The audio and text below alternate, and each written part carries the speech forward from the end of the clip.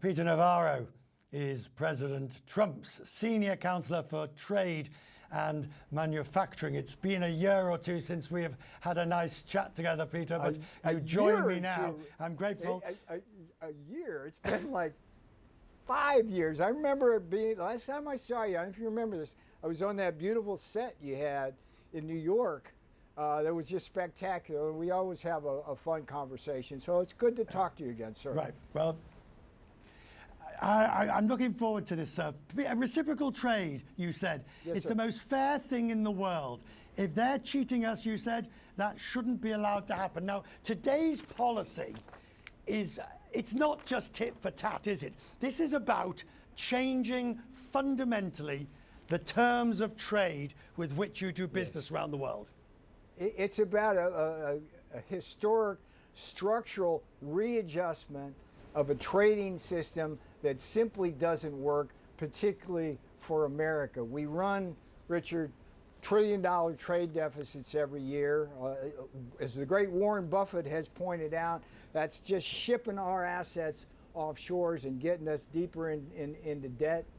That doesn't work, and it's all a product of a global trading system which takes advantage of us. President Trump will not tolerate that. What we have are two things going on here. We have the lowest tariffs in the world here in America. Nobody can ever accuse us of that, anything less than that. Lowest tariffs.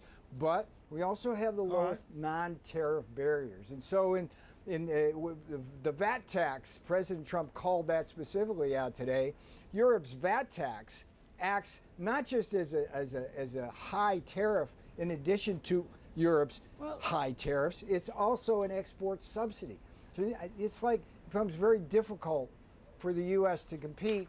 And the President Trump, what's going to happen here with his fair and reciprocal plan is he's going to calculate equivalent reciprocal tariffs based on countries, customized for each country, depending on how big they're cheating us. And they're either going to stop cheating us, which we would love, or we're going to impose those tariffs. But now, I was talking to Paul Krugman earlier in the program. He said, fair, so far so good, but the wide dragnet that you've got, it's almost like trawling, because I'm looking at the executive order. Tariffs, VATs, non-tariff barriers, unfair limitations, exchange rates.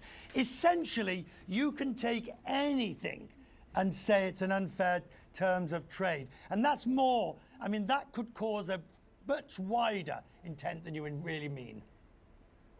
Not at all, Richard. And let me ask you this. Is it fair for the EU to charge us a 19% VAT that acts as a tariff on autos over and above the 10% tariff they have already and an export subsidy? Is that fair? Is it fair for China to manipulate its currency, to lower the currency to gain trade advantage? Is it fair, as the president pointed out today in the press conference, for Japan to have regulatory standards? So if you drop a bowling ball on a car and it doesn't meet that standards, we can't sell a Ford in Tokyo. So yes, it's like they're cheating us every which way but loose. It's time for that to stop. We don't cheat anybody. They cheat us. What are you going to do with those countries that have arguably, and I say that arguably, legitimate need for some sort of tariff, i.e. a poorer country that needs them for revenue raising that's relatively insignificant, but in US trade terms? There are some cases where tariffs do serve a legitimate economic purpose for a poor country. Will you still tariff them? To be clear, we love tariffs. We love tariffs. This is a country that was built on tariffs. Up to 1913, we had our government run on tariffs. It was only after they imposed the Income Tax Act going forward that we lost that. We're a nation, and President Trump loves Hamilton. He loves McKinley. McKinley, as the president, ran on a platform. I'm a tariff man running on a tariff platform. We understand that tariffs can be an important source of revenue for countries, and they're going to be a very important source of revenue for this country. But what we won't tolerate is cheating, Richard. And it's just, I mean, I want to stress how important these non-tariff barriers are. They are arguably far more important in many countries than the tariffs themselves. Of course, as I said, it's like fingerprints. Every country has a unique set of tariff and non-tariff barriers. We're going to clean that up. President Trump, he wants to have a global trading order which is fair to us and therefore fair to everybody. And I think we'll be better off for that. I believe that. The President believes that. We can't keep doing these large structural imbalances. I mean, Richard, we did steel and aluminum tariffs last week. And why did we have to do that to protect our steel and aluminum industries? It's because the globe has a global overcapacity of about 50% in steel because China and the EU and Brazil and Korea can't control themselves. Instead, their governments massively subsidize these industries and then they dump into this market. No, they're not going to do that. So we got to stop this kind of stuff.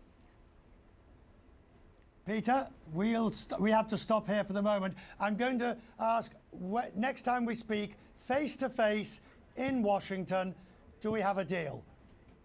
Oh, absolutely. I'd be delighted to come to your shop anytime. It's just down the street here. Thank you. We call Pebble Beach here at the White House. It's easy, but you know, I had to beg for a heater on this place here. I don't know what's going on here, but we'll get it right the next time. Thank you very much. Good to see you, All right, Peter my friend. Navarro, Take care. from the White House.